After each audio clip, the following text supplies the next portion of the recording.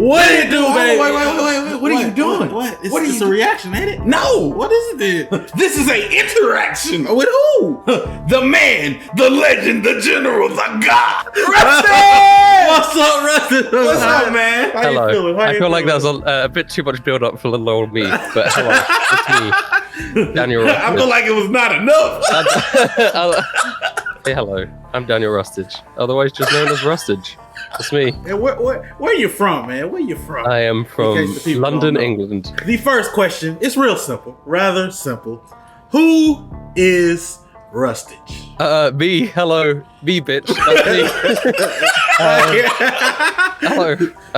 I don't know. I'm a kid from. I guess I'm not a kid anymore. I am a 22-year-old passed those London days. boy who writes rap music about things that I enjoy, and that happens to be anime at the moment. So that's me. My real last name is Rustage. Okay, I've always wondered about that. Okay, So just to dispel that, because people always ask, where'd you get your name from? It is my name. My real last name is Rustage, so I go by that. and it fit perfectly. And I've spent a long time on the internet doing internet things. So which came first? Is like the chicken and the egg question. Which came first, the anime or the music?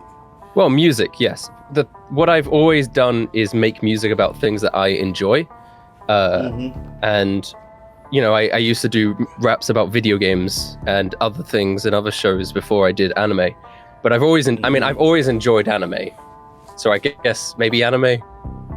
But I started making music about other things before I started making music about anime, obviously. Gotcha. Right. Yeah. Right. So, but I've been reading One Piece since I was like a kid and stuff like that. Okay. So.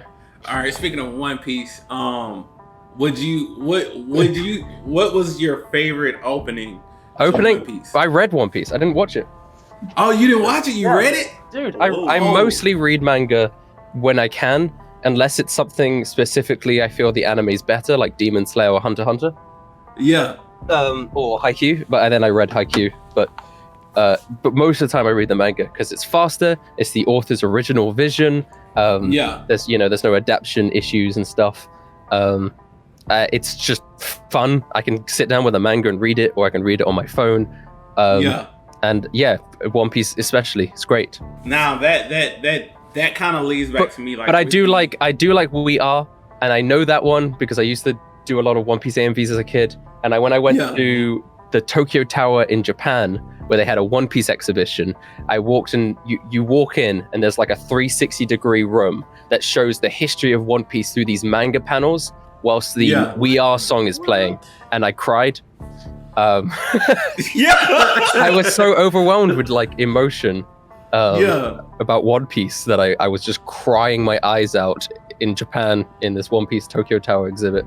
Hey, don't feel bad, because like I'm a huge Gundam fan, and like the one thing I tell Mike and I tell everybody, one day I'm gonna have enough money, I'm gonna build a live Gundam For no reason. but it don't matter. I want a giant robot. And there was a recently they unveiled a moving Gundam. Like Yes, I saw that. It's awesome.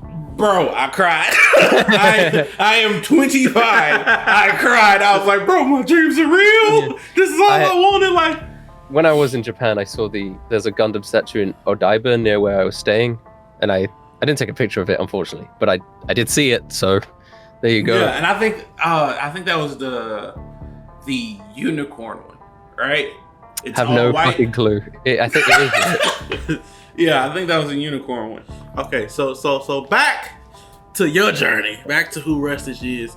So right now, if people look at your YouTube, they're gonna see over 600,000 loyal Rustarians. Restorians. Holy shit. Restoring. Yeah. That's a good one. That makes it sound like I'm dead though. Like I'm an ancient figure of history. And then like there are a bunch of archaeologists like looking at my channel like, how did this guy die? He died making music. Doing what he loved. But no, like if we look now, we're like, oh, whoa, this guy's big. But where did it start for you? And how did it start? How did it come about? Okay. It depends on how far back you want to go. Because are you asking the start of the channel? How did you? What made you want to go? I want to get on YouTube and I want to put this on YouTube. Right. So, I actually made my channel originally to do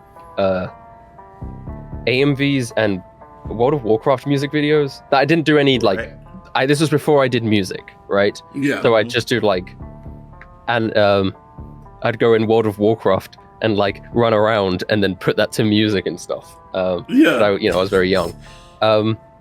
I tried to do that to RuneScape one time. RuneScape was the shit for a little while. But I was part of various communities of things that I was interested in at the time, and I guess I'll just tell you the story of how I got into rapping, which was I was in a Skype call with these two grown-ass men. I was 13. And person A was rapping really badly. And then person B said to person A, hey, your rapping is so bad, even Rustage could rap better than you. Because I was a kid. Wow. It's like, like my grandma could bowl better than you, right? Yeah. And person A was like, yeah, well, I'd like to see him try. And I was like, okay, I'll try. And so I recorded my first rap, which was, as a 13-year-old British kid, the only thing I had to identify myself with was me being from England and also my crippling self-doubt. So my entire rap was just me being like, good day, sir. Care for a cup of tea? And I hate myself. I'm ashamed you have met me. And like, that was the whole rap, was half me bragging about being from England, which is, it's not like I chose to be born here, and half of me talking about how much I hate myself. And how nobody likes me, which is, it's a lot for a 13-year-old kid to be rapping about. But it was better than that guy. It actually wasn't that bad. It was on beat and it rhymed and it wasn't bad. And there was this live streamer that I watched he's actually been on the Shonen Jump Cypher, IBDL. He was Ichigo. Oh, yeah. So he was someone that I watched live stream stuff. And, he was small, but I watched him and I showed him the rap. And he was like, wow, this is really good. You should keep this up. And he encouraged me to keep going. And for a while, I just made raps just to show him. And I started doing more and more stuff. And then I just started putting them out on YouTube because why not? Yeah. So it's kind of cool that I was managed to get him on a song. How many, 7 or 8 years down the line? Yeah, because if it wasn't for him, main character. Yeah, if it wasn't for him, I would not be rapping. Because he encouraged me. Rustage, you have main character energy. you have main character energy. Hold up, just wait till I share my embarrassing secret of what the first songs I made raps about when I was 13 was. Right. So I always like to make raps about things that I was interested in, and when I was 13, 14. What I was interested in, which don't say hentai as long as it's not hentai. No. It's a show that came out around the time I was 13, 14, and it was really big. It was My Little Pony, right? So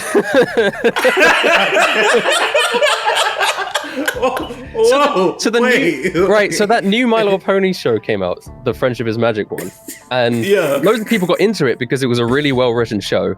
And kind of people watched it being like, this is going to be garbage because it's My Little Pony. And then loads of people enjoyed it because it wasn't garbage.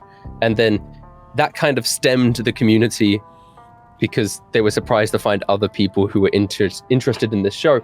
And to be fair, I was 13, 14, I was young. So it wasn't that weird for me to be really into it. And so I made a lot of songs about it as a kid.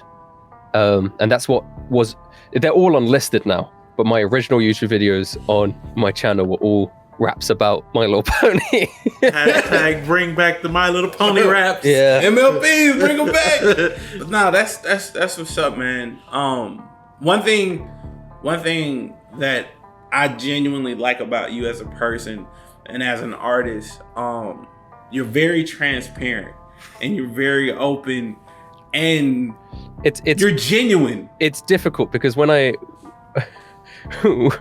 go to parties, people are like, where's Daniel? And I'm like, over here. And they're like, where? It's like, he's transparent again. I can't see him. But you're you genuinely seem like a really good person, and I appreciate that. I gravitate to you, man. You're cool as shit. I do not think that I am cool as shit. You're awesome. I feel like if you met me now, no context, and I said, "Hello, I'm Daniel Rustage," and I said, "Guess what? I rap," you would be like, "No, no, you don't. You lie." No, not me. Me, I'm gonna be like, "Let's cut on the beat. Let's freestyle." Because a lot of people are shocked. Well, firstly, I remember when I posted a picture of myself would like this, and people were like, "That's not you. You don't wear glasses." I thought you were a big bold black man, and I was like, "What?" I'm not gonna lie. I didn't think he was a big bald black man, but when I saw your picture, I was like, "That's Rustage." Well, okay, all right. Because they hear the song and they hear me rapping, and doing my thing, and then they hear me. Hello. For some people, this might be their first time hearing me myself. And then they get very confused. Like the one thing that got me, because I originally subscribed to your Twitch, right? So before I saw after we started doing the rap reactions, the first reaction we had of you, it wasn't your song, but it was a song you on, and that was the Dragon Ball rap cipher on Game Boy Jones? On Game Boy Jones. Yeah, well, I was Android 17. Yeah. When you're Android 17. And I rhymed tetrafluoroethylene. Then we heard your cipher. Yes. Your Shonen Jump cipher. Oh yeah. Yeah. When you were Luffy. Yeah. I lost my shit. And go ahead. I was just about to say, there are diminishing returns, I guess, for you guys, and I imagine you've probably experienced this, that the first few songs you're going to hear for someone, because it's this new, fresh idea of anime rap, the first cipher you're going to hear, you're going to be like, whoa. But, once you listen to 12 of them, I'm sure that they start kind of blending together in your mind. And I guess I'm a bit worried that I could release something that's better than the first Shonen Jump cipher, but it would not have the same impact because you're just so used to ciphers that I think with me it's a little bit different. So with me, music to me is a form of self-expression, right? Yeah. So each song that I ingest or I listen to, it's a different feel for me. So the one thing, when I listen to a song you make, right, I can hear when you're having fun. Yes. And it's so enjoyable. And then I can hear when you're making music to make music because you're really fucking good at it. And there's that divide of, oh, he's really good at making music and I love to hear it. But when I hear you having fun, it's phenomenal. Mm-hmm. So I think with me, it's not a diminishing return because it's just like with anime, like with shonens, right? We pretty much know every shonen is going to have pretty much the same tropes. It's going to go through some of the same things, a training arc, this, that, and the third. But you watch it because it's something new, it's something different. That's the thing about reactors, I find, is you can, after watching enough of them, you can discern what their tastes are, and different people appreciate different things in songs. And I think Shonen Jump Cypher was a really good example. People who watched that and the different verses that they enjoyed really showcase the type of listener that they are. For example, Kagi. Do you know Kagi? Yeah. Kagi Films. Yeah. He seems to be way more interested in the sound and he's more of a sound guy than a bar guy. Which is understandable. So in the Shonen Jump Cypher, his favorites were Deku and Fable and stuff where they had an interesting sound to them. But his least favorites were Connor Quest, where it was all really good and interesting wordplay and bars, but Kagi either didn't really get them or he thought they were too silly to be in a rap. Whilst from my point of view, I think Connor Quest's Yugi verse is my favorite one. And Yeah, so kind of do. It kind well, of like has he a has great like voice. what is it? Like a Hadron Collider, how I have Atom through me is such a good. He's got so many good bars in that, and there are some reactors who are definitely more bar orientated than like sound orientated, or they like certain aspects. Some people really like when Not Like Joshua goes fast. Some people really don't, and I think it's just cool to see the different reactions to things. Sorry. Yeah. And I get that. And I agree with you with your point about seeing when I'm enjoying something. However, I remember watching the Dio reaction where you made that point, and the example that you gave as something of going through the motions compared to something of not going through the motions, of something that I was like happy, is that you felt like Luffy versus Goku wasn't the same as Dio. You use Luffy versus Goku as an example. Yeah. However, Luffy versus Goku is probably the thing I enjoyed making the most out of anything on my channel. Really? So far. It's actually one of my favorite things I've made. So I guess sometimes you cannot tell. Sometimes come on, boy,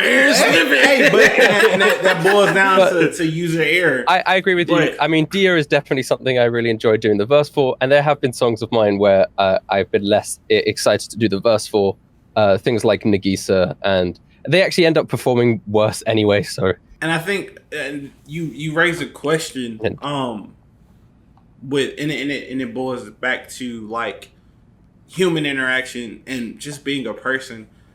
How do you keep motivated to continue?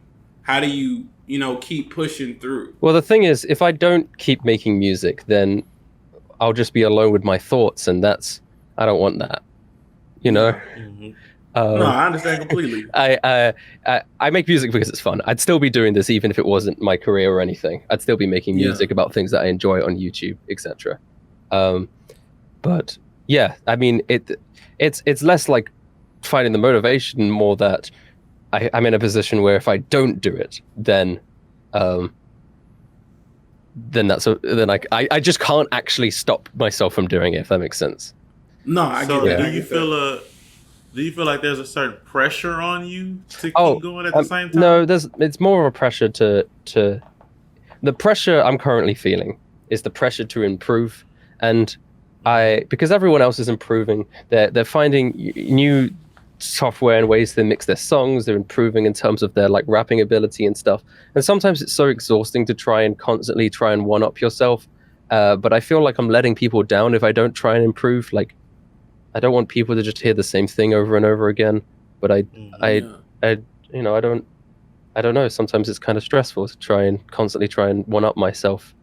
And that's the. I mean, I have the drive to keep making stuff, but it's the drive to keep making better things that I'm currently struggling with. And I know there's other artists who their drive to get better is like that's their drive and that's what they enjoy currently. But for me at the moment, that's just too much. I understand. And like, bro, you're human. Everybody goes through it at some point. Hell, we going through it now. Whether it's music or freaking building, inventing stuff. Well, I just don't want to disappoint people, and I feel like I am, because obviously YouTube comments tend to be pretty positive, and I appreciate them.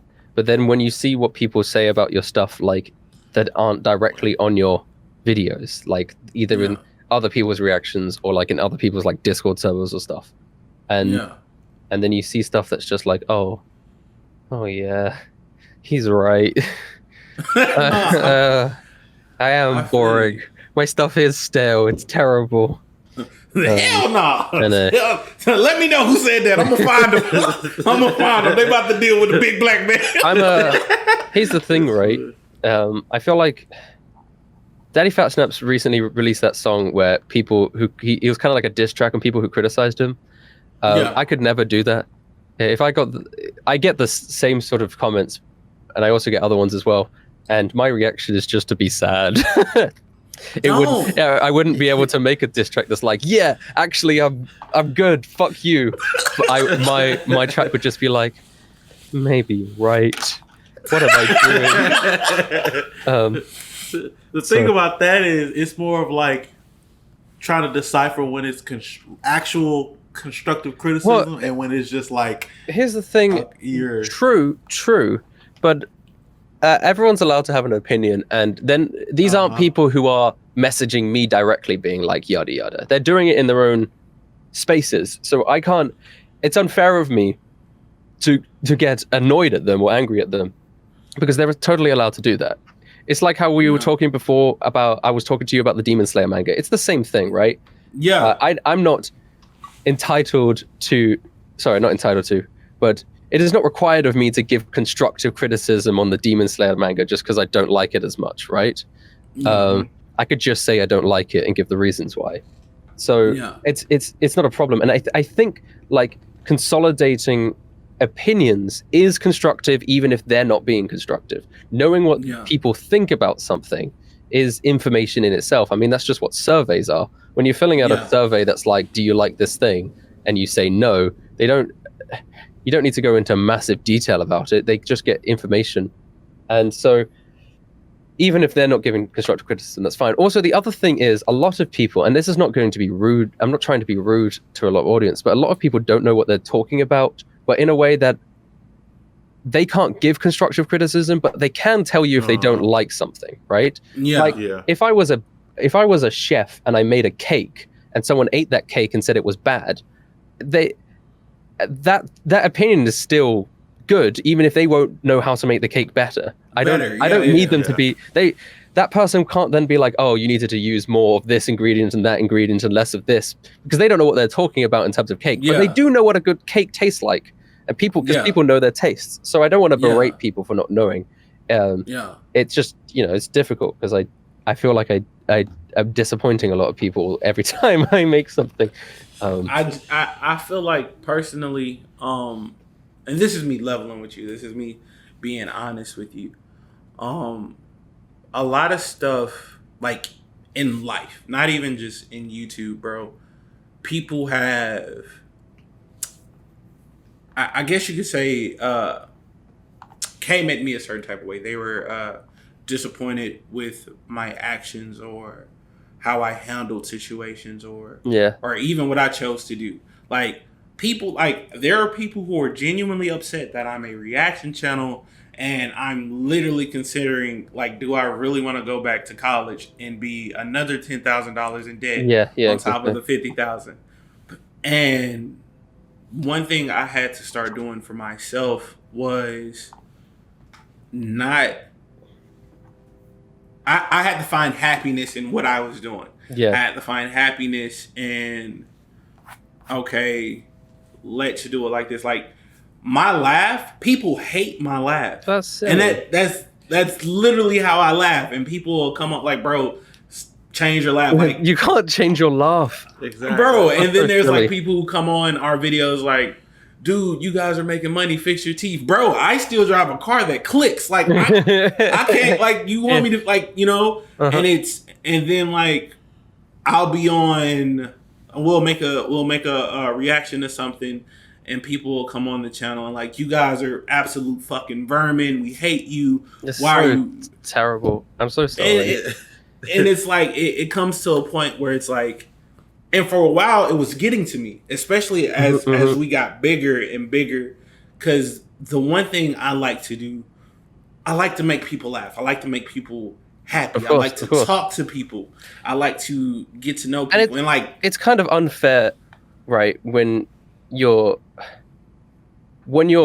mission statement is so like, I'm just trying to bring happiness to you, and then people are like, fuck you. It's sort of like, why? Yeah, and it, like, for a while, and you can actually see it in a few of the older videos.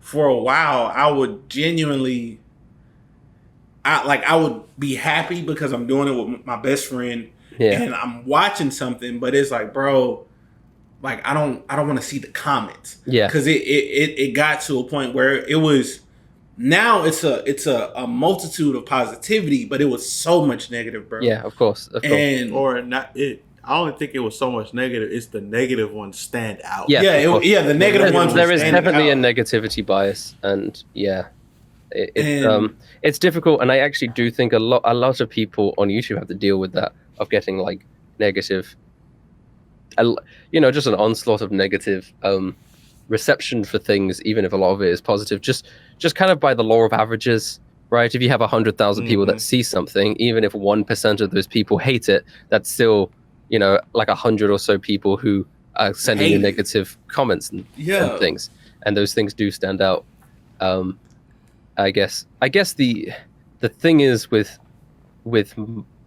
my stuff is that if people were being negative and it was just like general negativity, like I hate you, it'd be fine. But it's just when it's stuff that I agree with.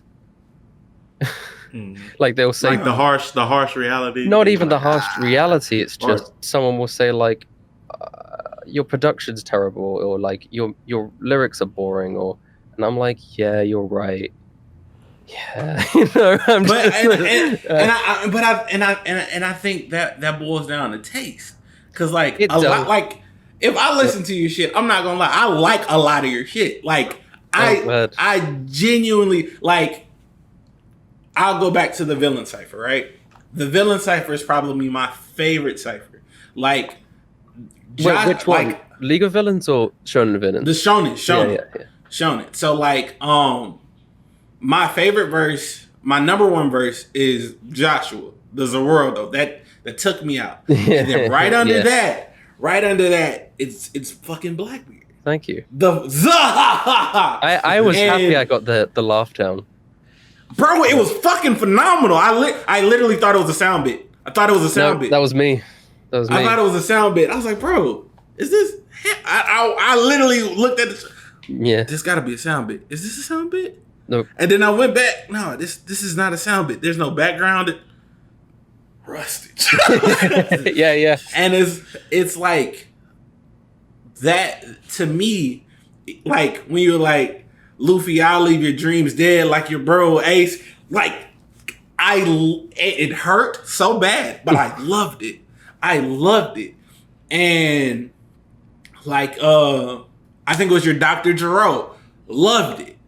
Like the Dr. Gero verse, I will admit, I had some, when I was mixing it, when I had my mix, I had like a bunch of extra layered vocals with distortion on them to add to that Android thing. But which is understandable because ciphers are difficult and I always fuck it up too. But when they mixed it on the cipher, they didn't do the same things that I did. And I think it was lacking some of the punch that my original version had. Got you. But for most people, that's the only version they hear, so that's fine. I just know. But it's like, I think that boils down to preferences. Because me, I love your music. I love you as a person. You're I appreciate that. Genuine. You're genuine, and I say that I'm just sad all the time. That's my problem. Bro. When I apologize to you, being like, I'm sorry for me when I commented this thing. It's because I don't want to be a downer. I'm so sorry for being. Bro, you're not being such a fucking downer all the time. You're not, bro. You're a real person. I am a real human being. You're a real human being. Like a lot of people put on a facade. Like there's reactors who we've checked out, and like Mike, I the entire time I'm thinking this is how the reactor really is, and Mike's like, nah, bro, that's a character. I'm like, what? God, I wish I could just be a character. It'd be right. And it's a certain you add a certain level to it when you're honest and you're genuine. Yeah. And just be you. And people resonate that. Like, bro, like that's why like man, I don't give a fuck. I'm a jam Rustage every day. like because I resonate with you as a person because you're real. Like you're not afraid to talk about your shortcomings or your downfalls or what you're worried about. That is true. And I don't want to. I don't do it more often because I'm worried of annoying people. I don't want to bother people with my problems. Because trust me, if I like tweeted every time, it would be non-stop. It would be nothing but it. People would be like, I wish this guy would just shut up. I tend to just do it when it's too much and I need to get it out of my brain. Yeah. And actually, people have asked me, this is kind of a side topic, but it's related. People have asked me why I just make raps about anime and why I don't make raps about myself. And there's 3 main reasons for that. Number 1, I'm boring. I feel like nobody cares about me rapping about myself. Like, there's only so much I can fucking say. My life is about rapping about anime, so rapping about myself is just rapping about how I rap about anime. Secondly, I just enjoy anime, and it's so much more fun for me to rap about another character than myself. And thirdly, it'd probably just be mostly really sad music that I would not want to give people because they would just be so... I just wouldn't want to annoy people with that. I feel like... And I don't think it will be an annoyance, bro, because some people... in the world, people need to know that it's okay to feel how they feel, and it's other people that feel that way. That's why, I don't know if you know him, but Rod Wave, that's why he's... Yeah, I love, he's rapping sad. Like, there's a rapper... Maybe it's because I have my own problems, but I think maybe it's just a personal thing where I can't listen to sad music or anything anymore because, I don't know, it just annoys me, and I feel like other people will feel that way if they listen to my sad music. Yeah. And it doesn't annoy me in the way like I'm annoyed that this person's sad. It's just like, why am I listening to this sad music? I'm already sad. Yeah, you know? No, I get you. Like with Rod Wave is like he's a dude out here. I think he's from Baton Rouge. Mm-hmm. And like I went through a sad part of my life where like at this point where we're actually doing reactions, this is the happiest I've ever been. That's why and it's crazy, bro, that I'm living I'm talking to you. So like this, I think it's pretty cool, right? This is what I'm frustrated with mostly, is because I should be happy, right? I'm literally doing the thing that I want to do as my career path. This is why it sucks, right? Because if anyone looked at my situation, they would just be like, oh, he's no reason why he should be sad. I'm literally doing the thing that I enjoy as like my career, right? I literally get to do everything. You know, I should be living the fucking perfect life, and I should be the happiest I've ever been, which is why I think I never say, like, I hate my life. I just say I hate myself, because it's me that I have a problem with, right? And I don't, and that just makes me more sad, because then I feel guilty for feeling sad. And then you shouldn't. You should not, bro. And it's also why I don't complain about, I say that, and I do complain about it a lot. But it's also why I don't do it more, because I feel like someone's going to be like, what do you have to be sad about? And I'm like, oh yeah, you're right. A lot that can happen off of a YouTube channel. Like, bro, like when people feel like, dog, you're fucking human. Like, bro, like even though like shit is gravy and all this other, like, bro, it's totally okay to be sad. It is totally okay to be sad. And I say that from the perspective of, bro, I was sad. Yeah. Hell, there's some days where I'm sad. There's been days where I wanted to beat the dog shit out of this guy, bro. And it boils down to, I view you as a friend, bro. So this is friend to friend. All right. Maybe you view me as acquaintance. I view you as a friend. As friend to friend, bro. And it's always easier said than done. It's okay. It's okay to feel how you feel. Like, the one thing I've learned, bro, fuck how anyone else feels about what you are going through or about how you feel, because no one lives your life, bro. And they don't want you to say nothing about how they feel. And they don't want you to say nothing about how they feel. And there's been several, like, bro, people don't know this. But at one point in time, I was homeless. I was sleeping in my car, and I was in a fucking Hyundai Sonata, an 03, the smallest piece of shit ever. Mm-hmm. The car sucked. Like, it was the worst car ever. And at that point in time, I was down on my luck. I was depressed. I was going through shit. And a lot of people would have negative things to say about me or my situation. And it dawned on me, like, bro, like, fuck you. Fuck what you think. Fuck what you care. Because at the end of the day, I'm in this situation. I'm living my life. And you're not trying to help. And you're not trying to help. Mm-hmm, mm-hmm. no matter what happens in life, your goal has to be for you to be okay. Mhm. You gotta be happy, bro. At the end of the day, At the end of the day, okay. you gotta be okay. Yeah. Because fuck what they gotta say. Fuck what they gotta say. I am bro. Yeah. I like it got to a point where it was this one comment, bro. And I never did this, but this one comment, like this chick came on our post and was like, "You guys are sexist, you're homophobic." And I went off. I was like, "Bitch, fuck you. No, we're not. I have gay friends. You're an idiot. Bitch, die." And the thing, it had pissed me off because she had went down several videos going off on us. Like each new comment was a new mean comment. The bitch said I look like a donut squished together. My feelings was so hurt. I was like, bro, you know what? Fuck you. And like I had went off, and then afterwards I went back and I was like, hey, I'm sorry. I didn't mean to be a dick. My bad. And she was like, nah, I was kind of asking for it. I was having a bad day and I chose you guys. And I'm like, what? Why would you come in here for that?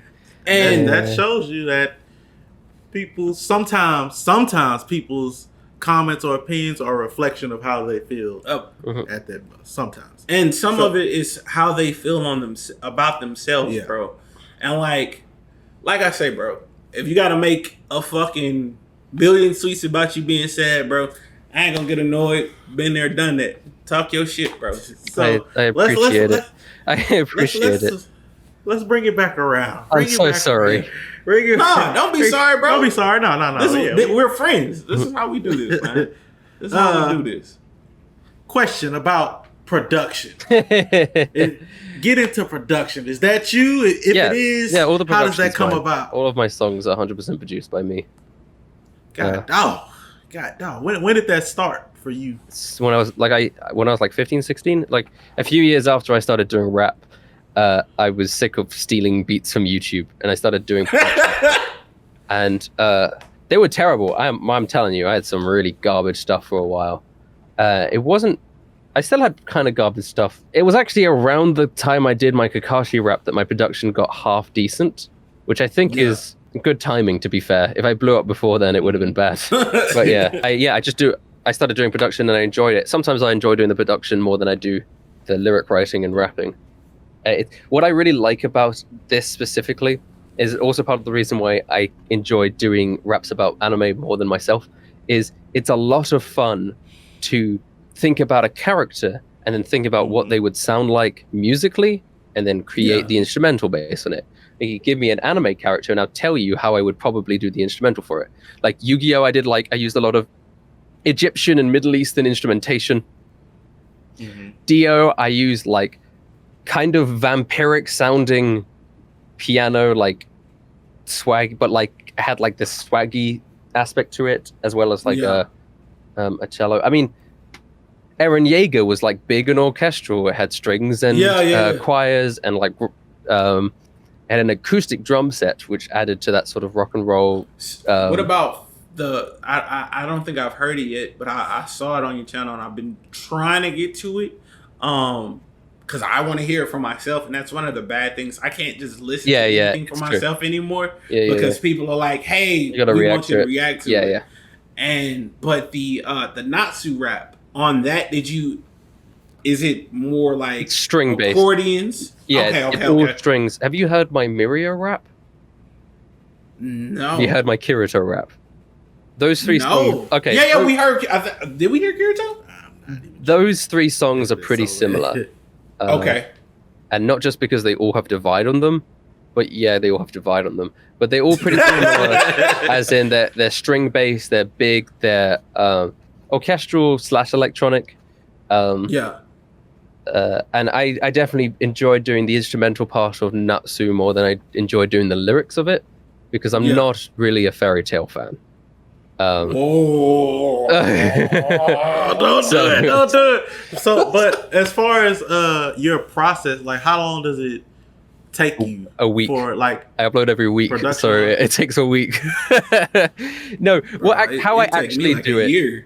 How I actually do it is a lot of productions. Like I have a schedule, right? And Mm-hmm. I think I probably have the furthest ahead schedule of most nerdcore artists. Like Daddy Fat Snaps plans 2 weeks in advance, whilst I'm currently planned up to the 25th of December. So the rest of the year is planned out for me. Goodness gracious. And I have We gotta instrumentals step done up. for almost all of them except for 2. And sometimes I just like... Almost all of them. Yeah, so... yeah, next week, the week after that. Well, the thing is, right, when I have someone on one of my songs, right, or a cipher, for example, I like to give people enough time for them to do it, which in my eyes is a month, at least. Mm-hmm. So That's the consensus we've been getting. yeah, so when people are, when I want to, because I feel bad asking people, right? Doing ciphers, I know I do a lot of ciphers, but it pains me every time I do a cipher because I feel bad for people writing these verses for me en masse. I just, it's awful. It's an awful emotional experience to go through every time I put a cipher together.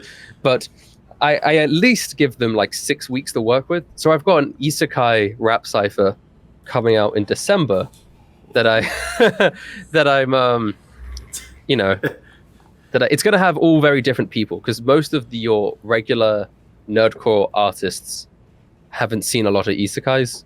You know, they've seen like Sword Art Online and that's it. So it's going to have a lot of different newer people. Breton, I'm ready. for example, is going to be on it. I'm ready. That's literally my favorite genre. That mecha shonen, top 3. Like, and it's like they're all one. Yeah. Yeah. I wait for that mecha shonen isekai. Actually, there was one. They're kind of like Knights and Magic. I was like the closest. Yeah, I've the not. closest we got. You don't know Knights and Magic? I don't It's know. all right. It was like 12 episodes, but it was like an amalgamation of everything that I loved. I'm really happy that exists for you. Yeah, so I've already sent out the instrumental for that and got everyone on board for that and given them enough time. So the deadline for that is December 11th. So they've got plenty time. But I do all the instrumentals. Well, at least I do a bit of them. And then expand them when I work on the song. Like I just when I think of a character that I'm going to do, I immediately like, oh, this is what they're going to sound like. I'm going to do this. I'm going to do that. And also, yeah, if I want to get someone on, I want to give them enough time. And I do get a lot of features on my stuff because I like having other people on my music, and also it means that I have to write less lyrics, which is awesome. Yeah. I essentially have to do half the amount of work in terms of lyric writing if I only have to write 1 out of 2 verses. And that is part of the reason why I'm able to upload every week. So that's also fun. But one question that did rise in the actual writing process of the song, how many times do you change how you would imagine the character would approach the song? I actually don't do it that often. I have done it occasionally. I did it recently with Monster Trio, which I'm working on. I think I've already have that down as in my next 3, so I can say that. But yeah, I'm working on Monster, which is One Piece, Luffy, Zoro, Sanji, and I had an instrumental done for it, but it was just a bit. It wasn't hard enough. It was a bit too like jovial, piratey. It wasn't good. Actually, it was mixed really poorly. So I just scrapped it and made another one, which I think was a lot better. I can't wait to hear it. But most of the time, I get your characters. How do you pick what you're gonna do? Well, it's a mixture, isn't it? So, gosh, I had a system. I don't particularly do it as much anymore, but I used to have a system. So I blew up because of my Kakashi rap, and kind of a lot of my original fans were Naruto fans, and so Naruto always did really well for me. But I didn't want to fall into the trap of only being a Naruto rap channel. I wanted to do other anime as well. So I set myself a schedule where every 3rd upload would be Naruto. And then it'd be a Naruto rap, a new anime I haven't covered before, and then a character from an anime I've covered before that did well, right?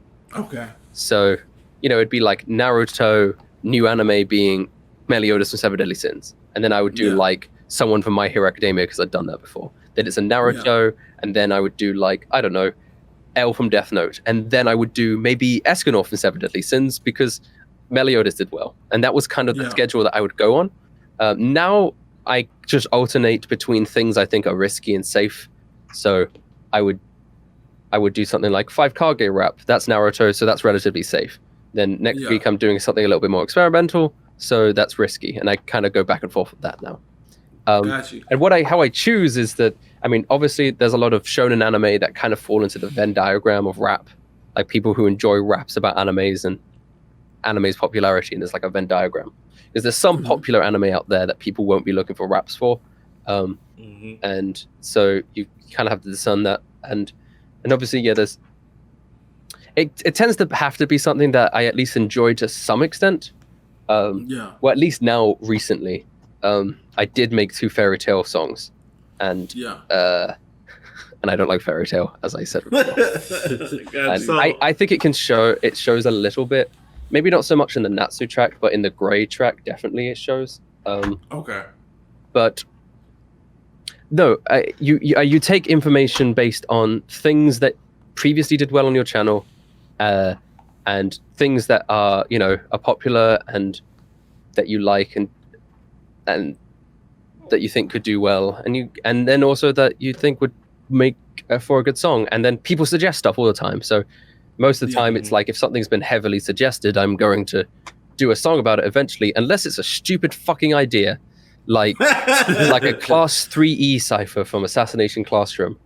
Actually, I'll just get... These are ciphers I'm never going to do. Class 3E cipher. Why? Because it's like 30 characters and only 5 of them matter. That's so much pain. The amount of people who suggest ciphers to me, like it doesn't take so much effort to put them together. People will suggest like 5 ciphers in one comment, like, great, sure, I'll do all of those in like 5 years. But like Class 3E cipher, right? There's tons of characters and most of them don't do anything. I also... How am I going to find 30 people who know about Assassination Classroom? It's like, if it's like Dragon Ball, it's easy. Everyone knows Dragon Ball, but only so many people have seen Assassination Classroom. 7 Swordsmen of the Mist. We only know about one of them in canon. Like, we kind of know about a little bit of the others, but the weapons are more famous than the actual characters. Some of them barely have any. How are you supposed to rap about like the 3rd Swordsman of the Mist? Like, who the fuck is that? Exactly, we don't even know your name. I actually have the same thing about the Jinchuriki cipher. Connor Quest did it, but for me, the Jinchuriki cipher, most of them are not canon. Well, they are canon, but they don't do anything, right? Yeah, they barely show up. Some of them only show up about them to the end. You don't find out about them to the end. Some of them you only know about like through passing, like blah blah blah got captured. You really only know about Killer Bee, Naruto, Gaara, and a little bit of one of them, because Naruto talks with them. So I wasn't ever going to do that one. But Connor Quest did it, which I'm glad that he did, so people stop asking me about that. Shisui, I'm never fucking doing Shisui, because he's in a page. He's like in a panel. He's barely a character. Doing a rap about Shisui is the equivalent of me doing a rap about Brooks Captain in the Rombar Pirates, or like any other background flashback character. It's like me doing a rap about Robin's fucking mother, or I don't know, like Grandpa Gohan from Dragon Ball. Like it's like a character in someone's flashback that was important. Shisui is not a character.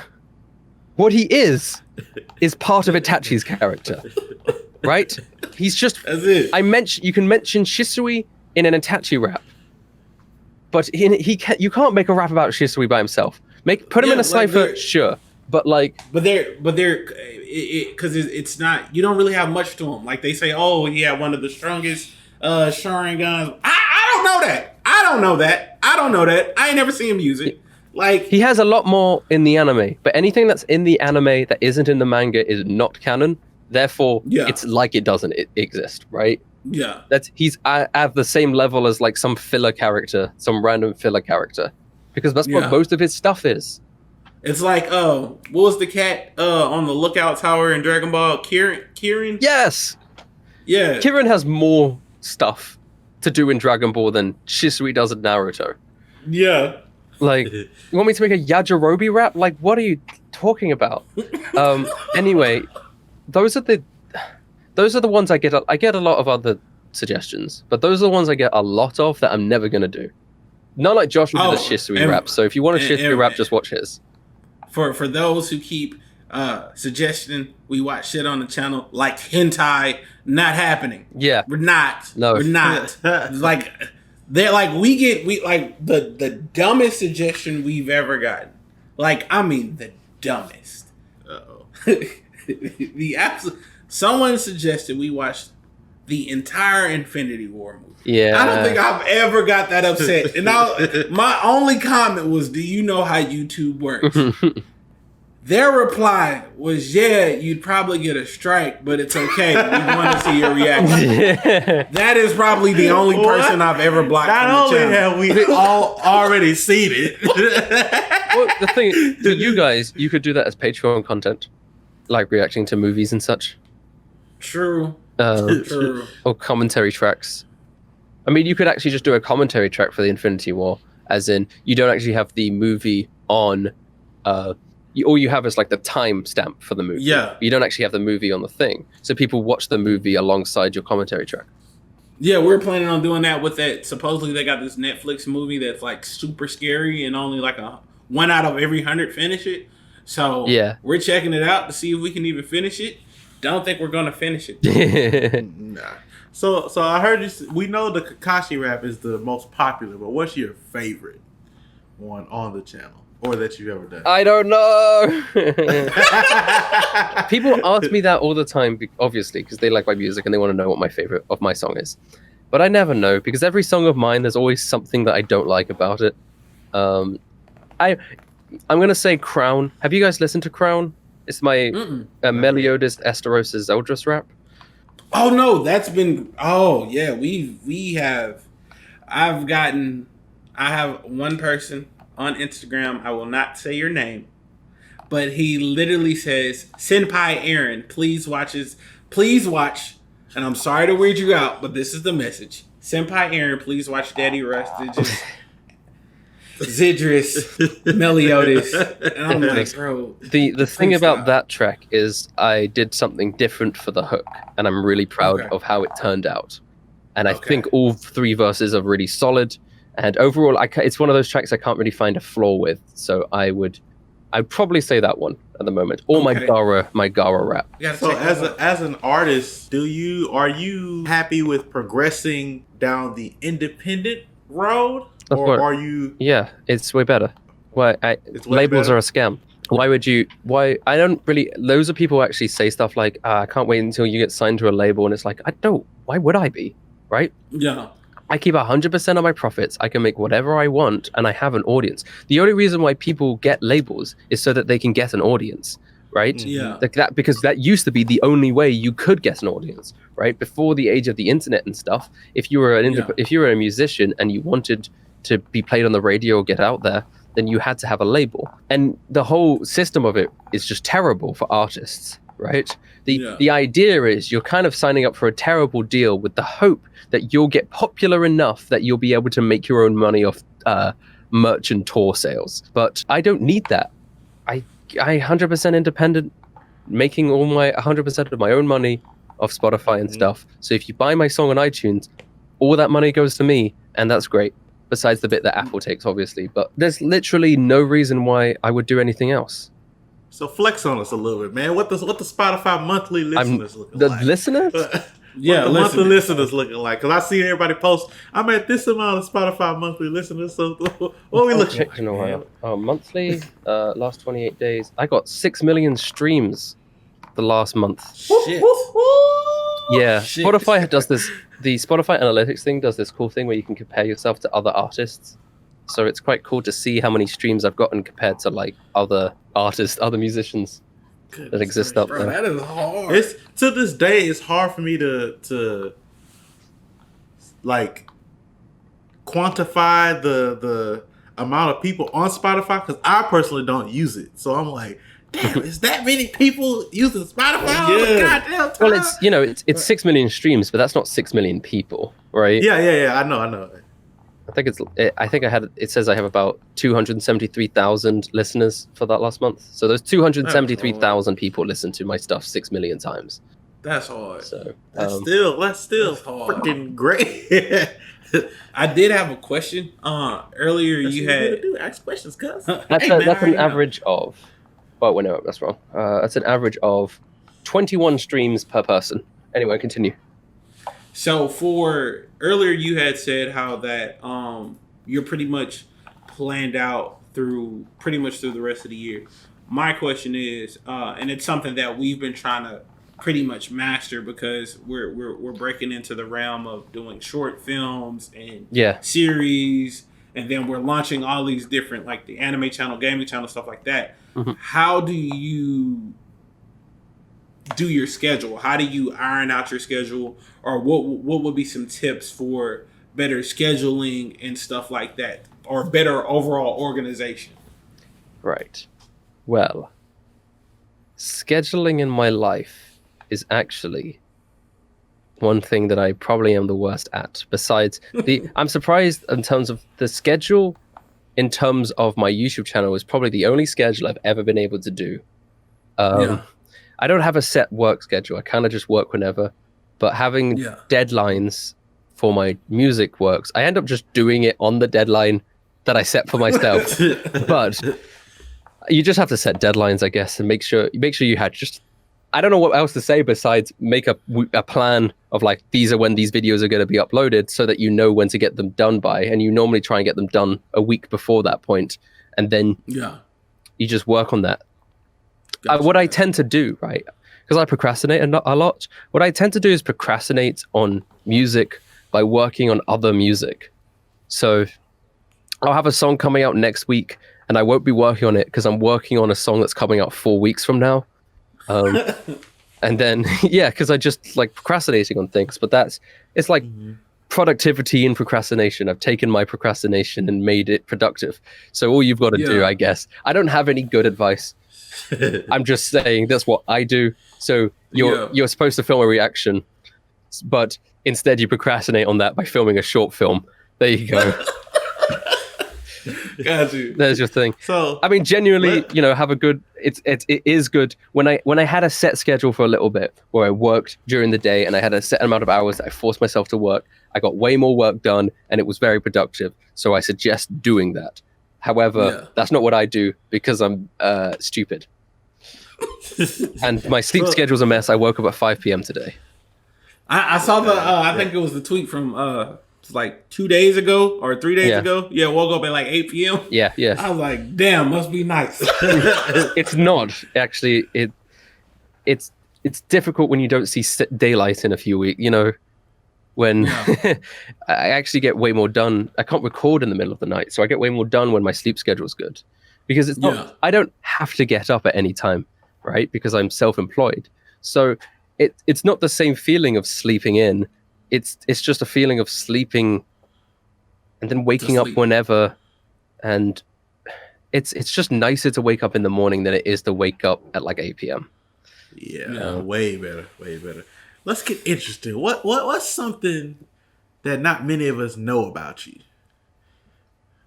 Oh God! But you say that, and then I'm sure there's loads of things, but then I can't think of. I mean, there's low. I can't even think of a single thing about me anymore.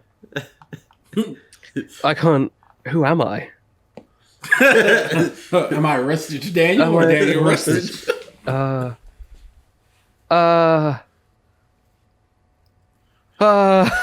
I did stand-up comedy once.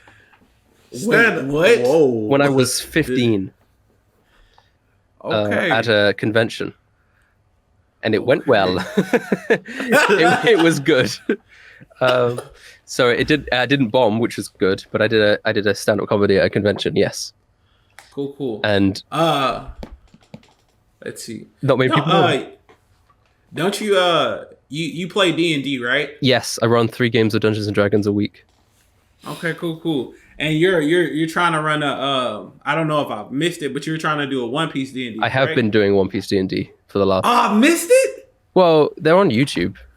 On my second channel. On my second channel, every other week on Twitch, I run One Piece Dungeons and Dragons at 7 p.m. Eastern time on a Thursday. Okay. I run it with Lost Paws, Teching 101, Briggs, and Too Spooky. And Okay. they're my players. And Got you. and I run it, and it's a Dungeons and Dragons game set in the One Piece universe, and they're their own pirate crew, and they're venturing throughout the world, and it is a lot of fun. It's very stressful because running D&D is kind of already stressful because you're kind of running everything. You got to keep track of everything. But on top of that, now I know that there's like 1,000 people watching me and scrutinizing me, and I have to put on a performance and make sure everything is entertaining and goes smoothly. That it feels it's fun, but it is very stressful. Got you. I always panic beforehand. But they are we have done 15 episodes, and 14 of them are up on YouTube. The 15th will come out like Monday.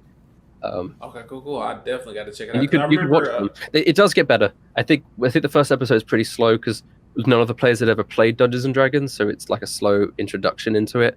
But there's some really big moments if you get invested into the characters that they have and stuff. I'm gonna check it out because I remember it's a podcast. It's essentially a podcast, so you can just listen to it whilst you're doing other things if you wanted to. Yeah, because I remember I saw you tweeting that you were gonna get to it, or I guess you were trying to get to recording an episode or something. I was trying to edit it, probably, yeah. Okay, and I was like, bet, I gotta see this. I gotta see it. And I didn't hear anything else about it. I also saw you were talking about Magic the Gathering earlier this week. You play Magic? Yes, I love Magic. Bro, I recently not really got into Magic, but we have a comic shop out here. Yes. And the lady is like a very good fucking salesman. Like, she's like really fucking good. Magic the Gathering is very fun, especially when you play it at what state do you guys live in? Texas. Oh, whereabouts in Texas? Beaumont. It's outside of Houston. Southeast, yeah. I would have been in Houston this year if it wasn't for Corona. Bro, we have to hang out. Do you guys know Anime Matsuri? No. It's the anime convention in Houston. No. It's big. It's got like 200,000 people go. No, the only thing I heard about, like, only anime convention I heard in Houston is like WizardCon. Anime Matsuri. Sorry, 29,000 people, 30,000 people roughly go, but it's a big convention in Houston. Bet I will be there next time the world is open. Well, that's if they invite me again. They had invited me to perform this year, and then it got cancelled. So who knows if I'll be invited back? Most likely will. I don't know. But the reason why I brought up Magic the Gathering, I was going to ask you, what do you think is, I guess, a better card game, or what card game can you see yourself playing more, or if you even played the other one, Yu-Gi-Oh or Magic the Definitely Gathering? Magic the Gathering. Are you kidding me? Definitely. Right?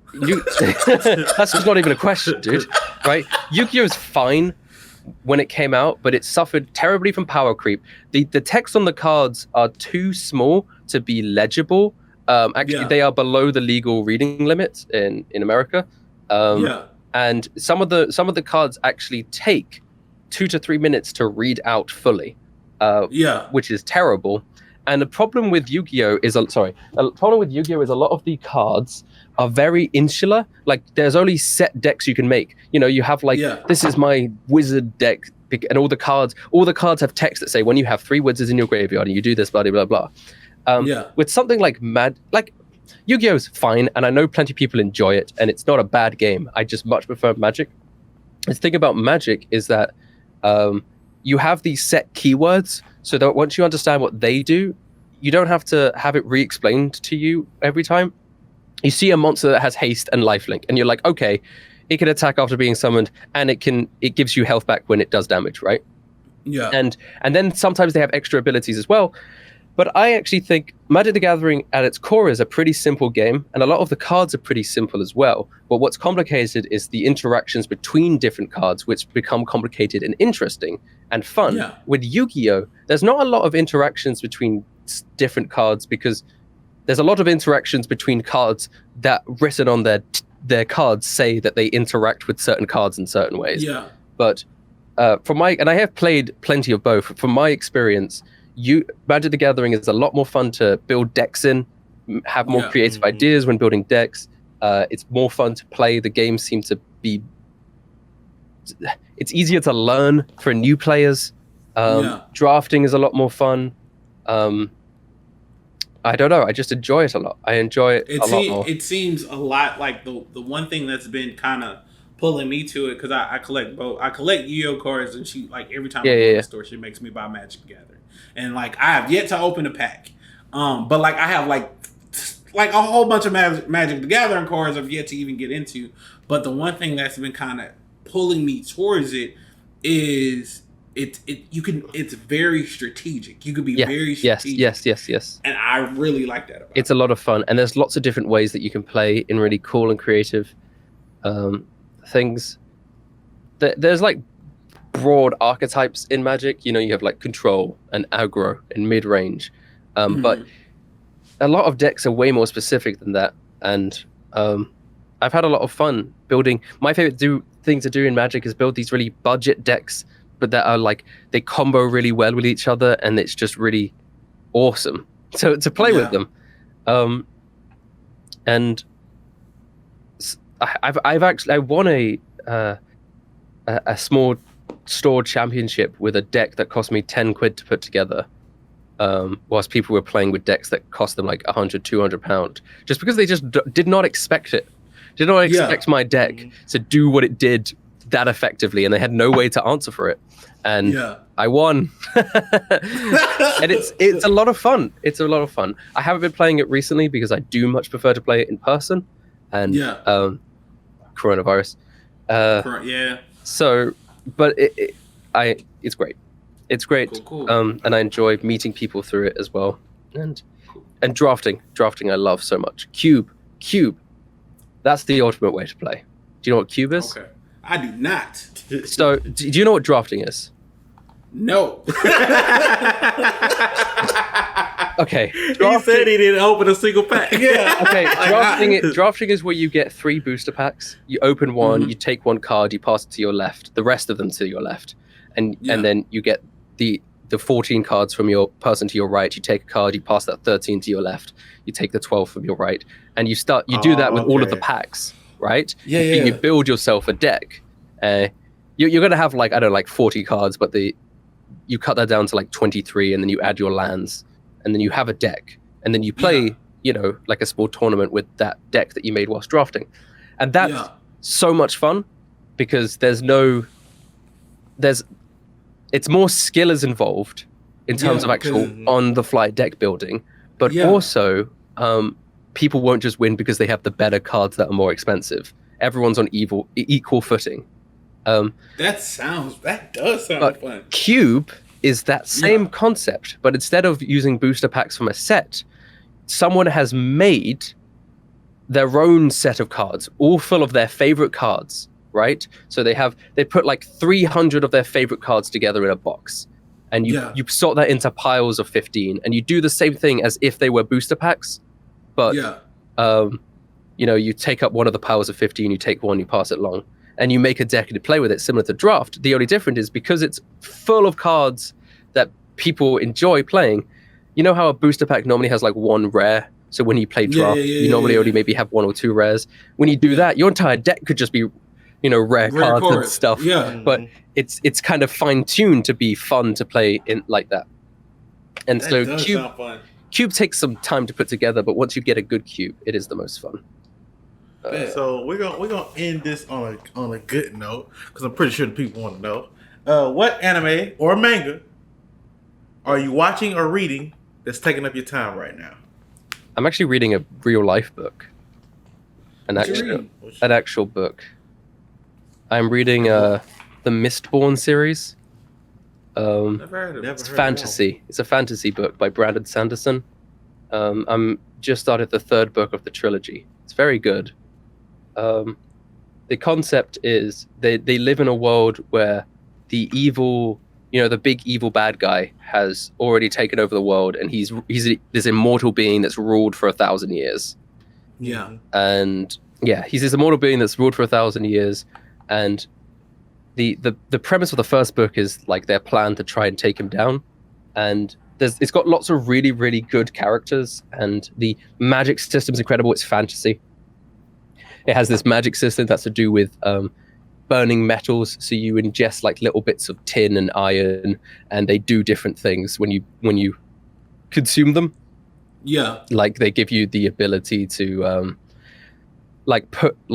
pull yourself to bits of metal, so you could fly through the air, or push metal away so you can fling coins like projectiles, or a bunch of other things. You can like soothe people's emotions or stuff like that, and it's really, really cool, and it's very fun. The characters are good. In terms of manga, I'm reading Vinland Saga and Slam Dunk at the moment, but I've mostly just been reading book. I tell you what, when I make a movie or a show, I'm getting you to sell it, because you can sell it. You can sell for a snail. Yeah. God dog it. But yeah, man, I appreciate you for coming on. It was unexpected when you hit us up and was like, yeah, man, I'm down. It's like, whoa, yes, Rustin, yes, Rustin, let's go. But yeah, we enjoyed this time. I know Aaron did for sure, because I'm for shit show. Geeked out for shit show. I'm glad. But yeah, man, you got where can the people follow you if they don't already follow you? Well, my address where can they find you? Is no. Just YouTube, just Rustage, just look it up, just watch my stuff. Yeah. Put on a playlist and go through everything. Oh, watch me on Twitch. Yeah, Twitch watch him on Twitch. I'm trying to stream more. But yeah. How often do you stream right now? Not as much as I should be. I don't know. I seem to stream about 3 times a week, roughly, at the moment. Yeah. What the hell? That's a lot. We barely getting one down. Yeah, but Schwabady, he streamed every day for like the last 40 days. That dude's crazy. Oh, yeah. And he did the 24-hour stream. Yeah. I was like, oh shit. Schwabady is like one of the hardest workers that I know. I've also known him since I was like 13, so which is fun. Cool. Yeah. That's amazing. All right, folks. That's gonna do it. We hope you enjoyed the interview. Let us know who you want to see next, and we will catch you in the next one. Hey. Peace out. Peace out, y'all.